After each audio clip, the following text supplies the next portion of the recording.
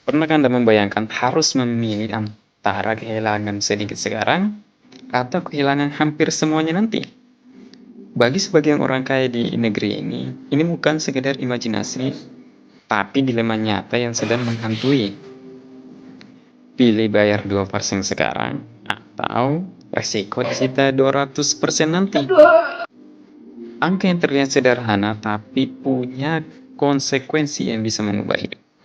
Di video kali ini, kita akan mendengarkan Pak Ubay membahas mengenai tax amnesty dan kenapa orang-orang di luar sana ribut karena pajak, terkhusus ke tax amnesty. Berbahaya Prime, mari kita dengarkan bersama-sama. Assalamualaikum warahmatullahi wabarakatuh.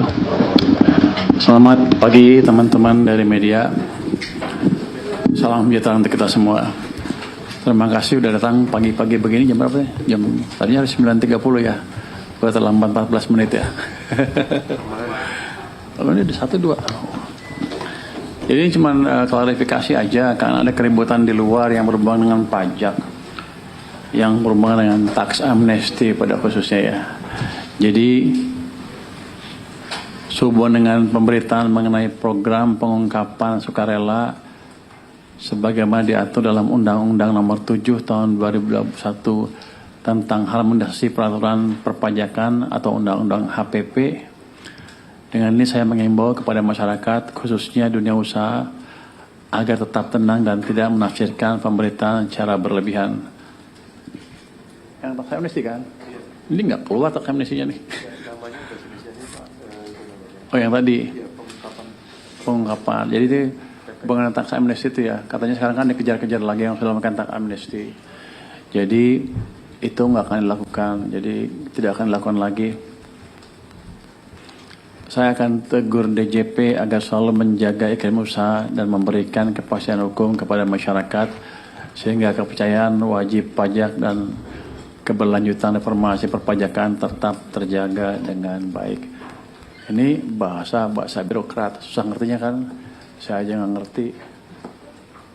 Kalau gue aja susah ngertinya, apalagi orang. Tapi pada saat gini, yang udah tax amnesty ya udah, di amnesty nggak akan digali-gali lagi. Yang sudah daftarkan itu ke depan hanya mereka harus bayar sesuai dengan bisnisnya aja, perkembangan bisnis seperti biasa.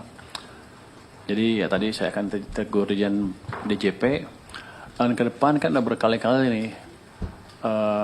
Pajak mengeluarkan beberapa pengumuman yang agak meresahkan ya. Ada pajak tol, pajak ini, pajak itu. Jadi nanti ke depan yang bisa mengumumkan kebijakan pajak hanya saya, bukan Dirjen Pajak lagi. Untuk menghilangkan kesimpang siuran itu, pajak hanya eksekutor, saya yang melakukan kebijakan dan mengambil kebijakan. Itu mungkin statement pendek dari kami. Kalau ada pertanyaan silakan. Berarti yang untuk pengecekan itu nggak akan dilakukan ya Pak untuk yang tax amnesty itu? Katanya kan ada nama yang belum sebelumnya diungkapkan Pak. Yang paling yang dikejar adalah kan waktu itu ada komitmennya dipenuhi apa enggak itu apa ya? Selain itu tidak akan dikejar lagi. Kan kalau itu kan seperti jebakan. Anda masuk tamasih declare habis itu kita kejar mana yang kurang mana yang ini. Kalau gitu kredibilitas pemerintah akan hilang karena ke depan kebijakan serupa pasti nggak akan jalan dan kita seperti berburu di kebun binatang. Kita akan perluas tax base, bukan itu caranya meningkatkan pendapatan pajak. Oke, silakan. Pak, kemarin kan DJP bilang ada sekitar 30.000 wajib pajak yang belum mengungkapkan hartanya di program PPS dengan sesuai ya Pak. Nah itu nanti tindak lanjut dari Kemenku seperti apa Pak ya Pak, agar wajib pajak itu bisa berkomitmen sesuai dengan program PPS Pak. Ini yang belum ikut tax amnesty kan? Iya Pak. Jadi ada 2.424 wajib pajak yang gagal repatriasi, terus ada yang 35.000 wajib pajak yang belum mengungkapin hartanya Pak. Kurang ungkap maksudnya. Dia ikut tax amnesty. Iya Pak. Yang kedua.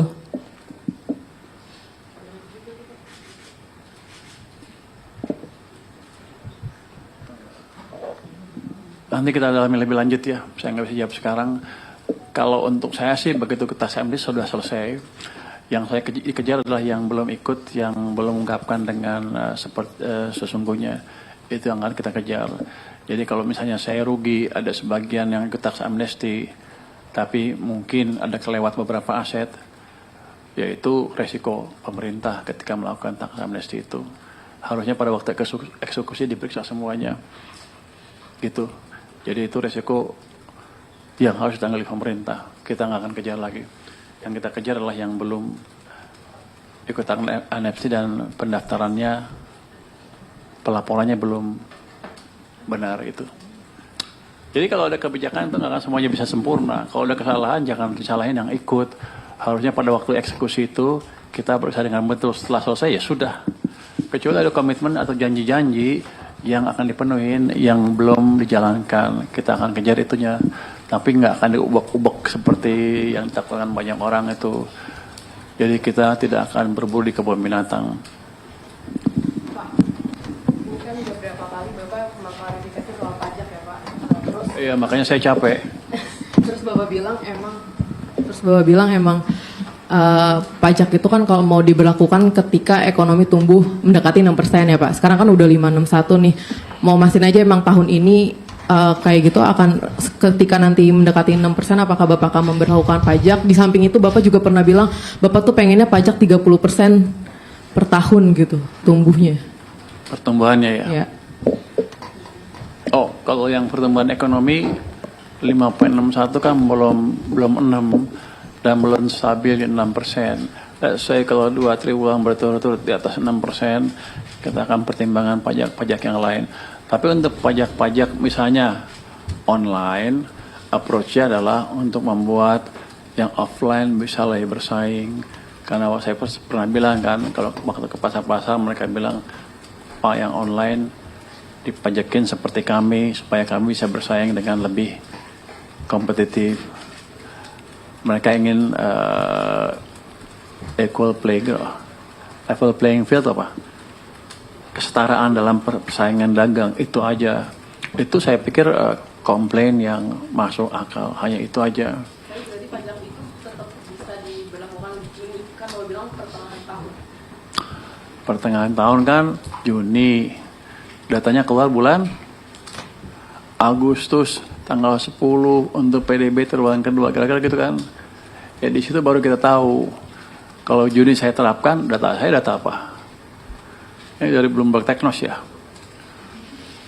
Ini nanya terus dia. Makanya dihitung, kalau itu kan dipublishnya 1 bulan plus 10 hari setelah habis berakhir bulannya kan, triwulannya kan. Jadi kalau Juni, Juli ya. Juli, Agustus tanggal 10 kan kira-kira, tanggal 5, kalau nggak tanggal 5 atau tanggal 10. Itu baru kita lihat, itu bukan langsung jeder kan, kita lihat tuh, kita analisa seperti apa kondisinya. Saya kalau stabil 6% mendekati itu, baru kita jalankan. Triwulan kedua Anda percaya mendekati 6%? Bapak juga pede kan? Saya pede ya. Kita dorong ke arah sana. Tapi saya rasa belum 6% mendekati sana lah. Tapi saya tunggu sampai agak stabil sedikit lah. Pak, kebetulan soal pertumbuhan Pak, ini kan 5,6 ini suatu capaian impresif. Tapi ada yang mengatakan juga bahwa capaian 5,61 di triwulan pertama ini serupa dengan inflasi itu karena low base efek tahun lalu, Q1 tumbuh 487. Apa itu benar Pak? Gimana? Serupa dengan inflasi. Iya, jadi sama-sama karena low base effect di itu maka hitungannya tampak lebih tinggi pertumbuhan kita. Apakah seperti itu atau bagaimana Pak?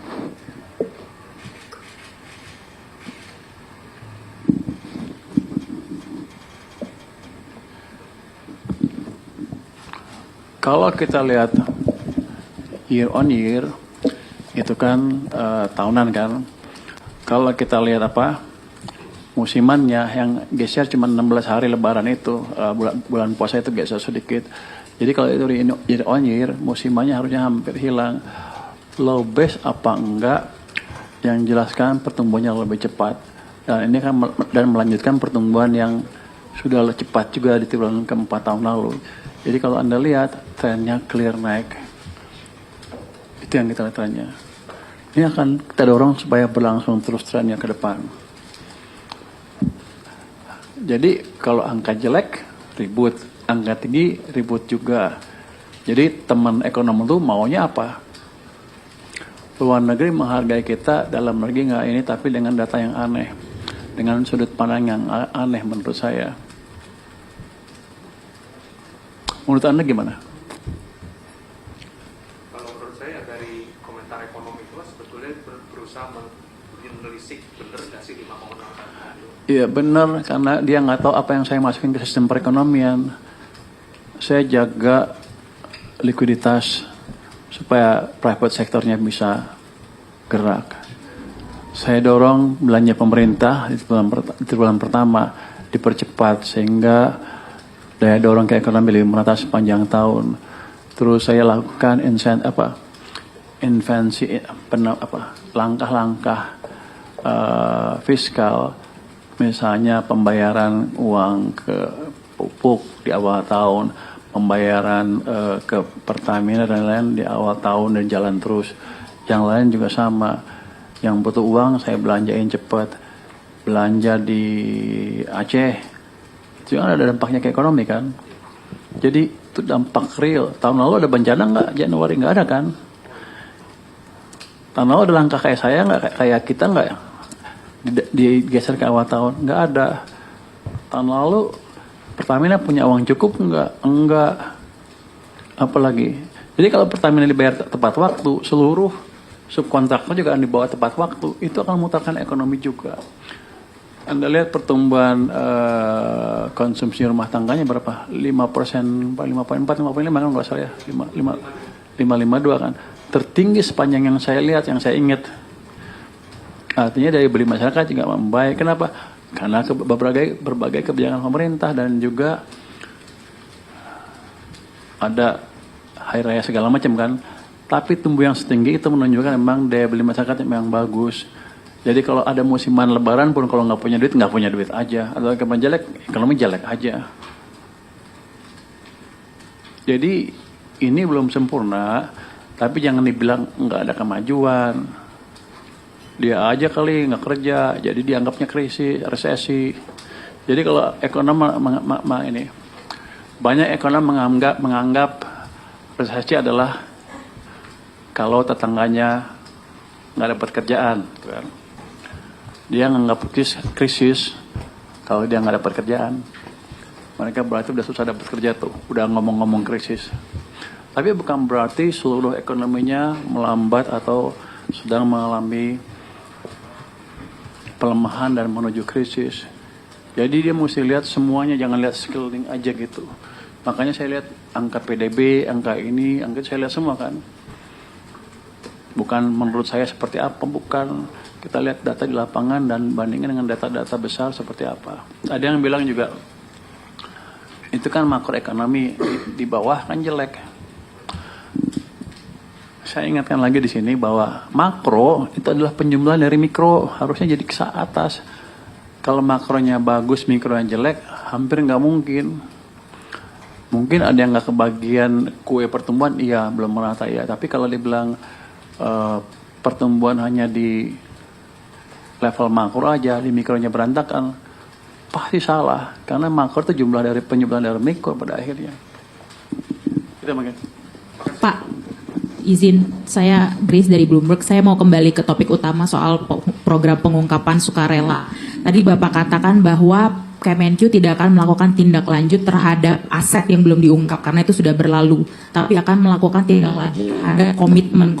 Memangnya komitmennya itu apa saja ya Pak yang menurut assessment Kemenkyu belum dipenuhi oleh para peserta PPS? Apa saja bentuk komitmennya dan apakah tindak lanjut terhadap komitmen tersebut dapat menambah hasil repatriasi dari program PPS atau seperti apa? Jadi objektifnya apa sih Pak sebetulnya tujuannya?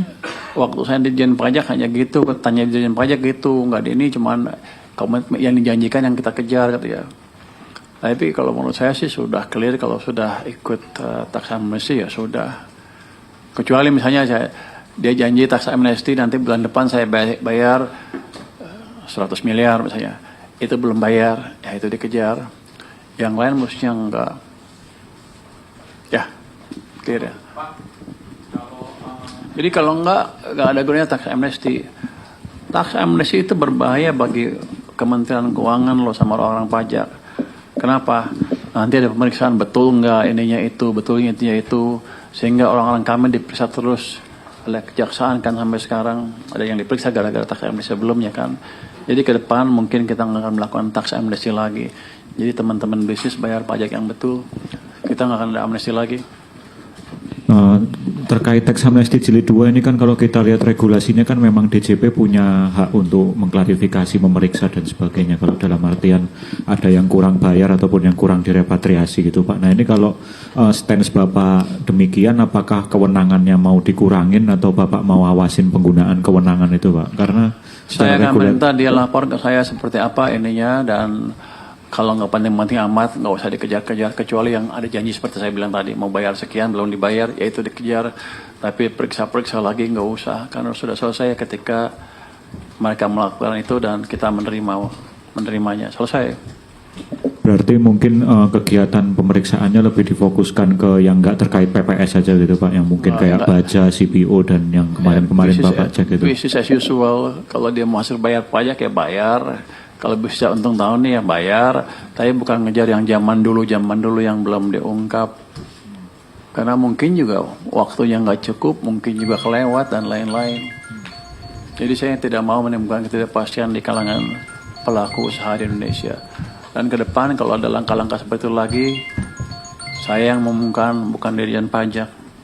Pak, tadi Bapak juga sempat cerita soal tax amnesty ini kan mungkin penyakit gitu Pak. Nah ini berarti ke depan untuk dalam jangka waktu 5 tahun ataupun sepanjang pemerintahan Bapak Presiden Prabowo, apakah mungkin tidak ada tax amnesty gitu Pak? Selama saya jadi Menteri Keuangan, saya tidak akan melakukan tax amnesty.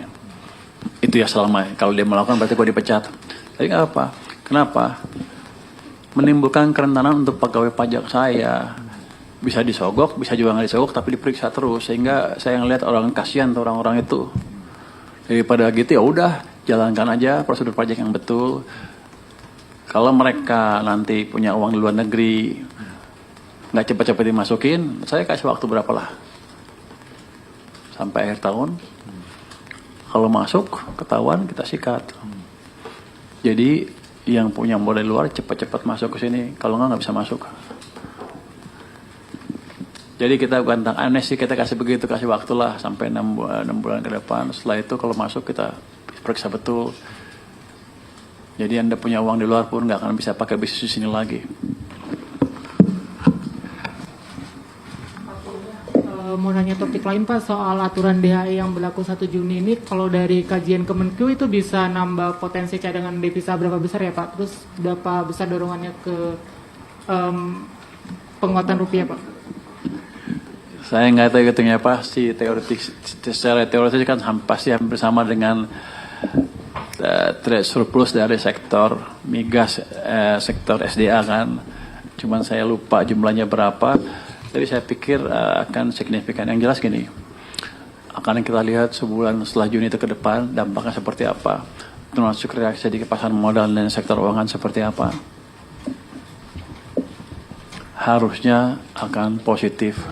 Walaupun mungkin seminggu 2 minggu ada ketakutan, tapi ini saya pikir langkah yang positif untuk meningkatkan cadangan devisa dan memperkuat nilai tukar secara nggak langsung.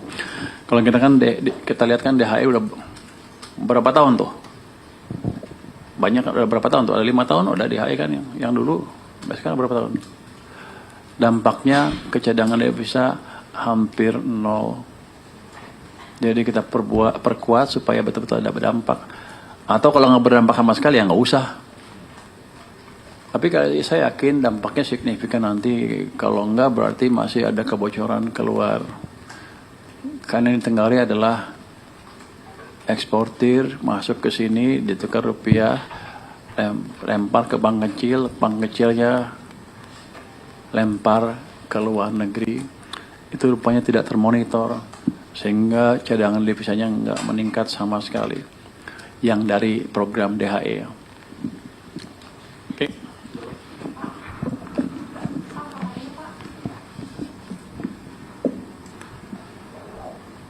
Silakan.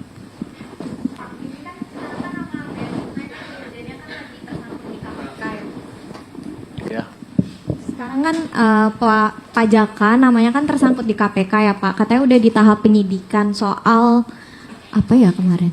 Ya itulah Pak. Nah,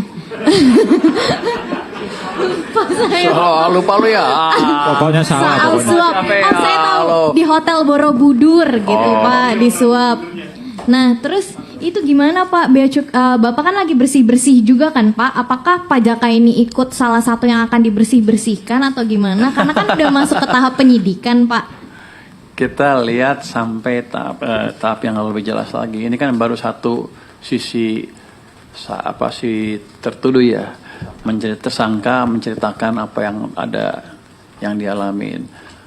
Kan belum tentu seperti itu. Kita lihat seperti apa nanti kalau statusnya sudah clear, pajak ya, baru kita ambil tindakan ya. Dan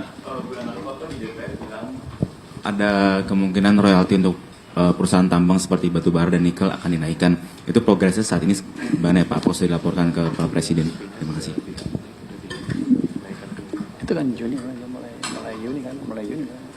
Itu PP-nya sudah diskusi sudah selesai, PP-nya sudah dinaikkan, mungkin mulai berlaku awal Juni kalau saya nggak salah, betul nggak Juni kalau dia Juni yakin, kalau ini kayaknya Juni deh, tergantung berapa cepat PP-nya diproses, tapi diskusi sudah selesai.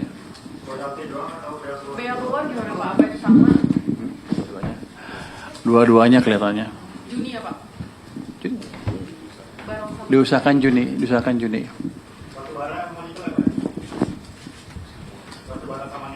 Komoditasnya Pak? Nanti dilihat deh kalau boleh keluar. Tapi kalau menurut itu sih across the board kata Pak Bahlil waktu saya ketemu dia kemarin. Across the board itu semua barang tambang. Ya mineral. Iya. Tapi nanti dilihat detailnya begitu PP-nya keluar ya. Pak, penerimaan pajak April udah oke apa belum Pak? Apa? Penerimaan pajak sampai April udah masih oke atau belum atau sudah? April. Hmm. Oh ya masih oke. Apanya tumbuhnya? Tumbuhnya berapa persen Pak kalau? Oh saya belum dikasih tahu kalau April apa yang lain masih oke lah. Tapi pertumbuhan bisa kita kendalikan ke depan agar lebih cepat menuju antara 20 sampai 30%. B apa?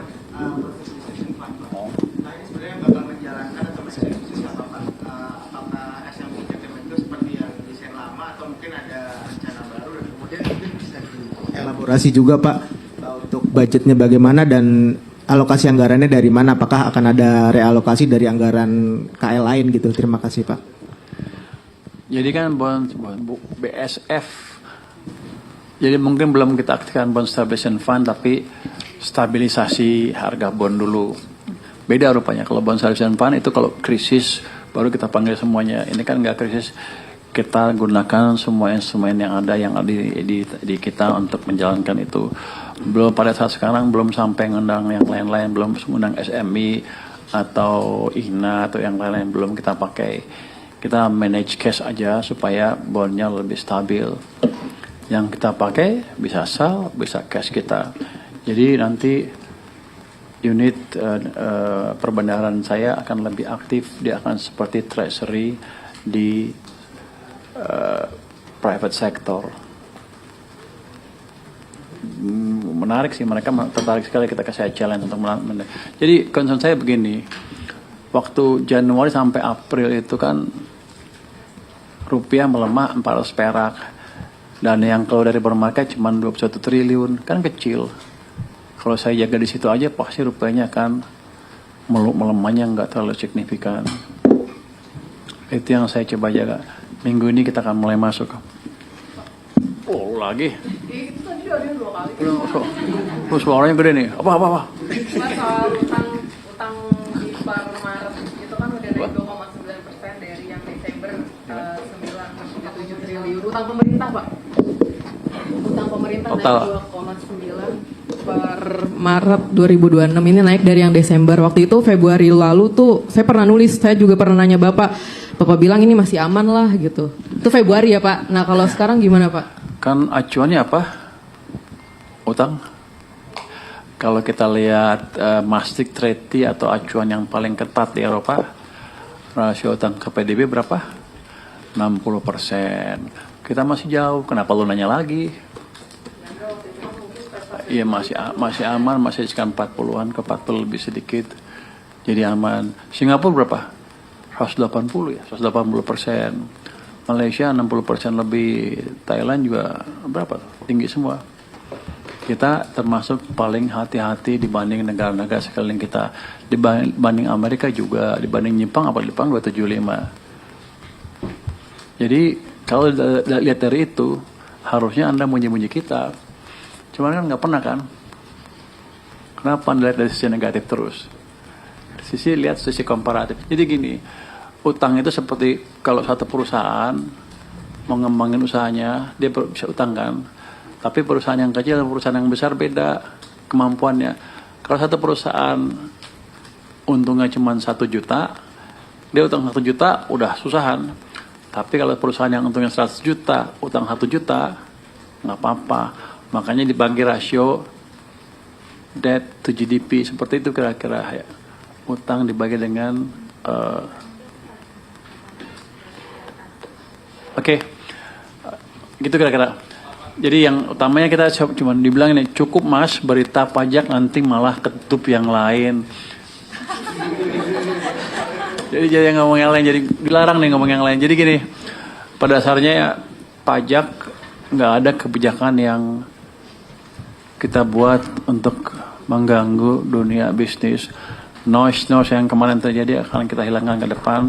Langkah-langkah baru pajak hanya diumumkan oleh Menteri Keuangan, bukan Dirjen Pajak lagi ke depannya.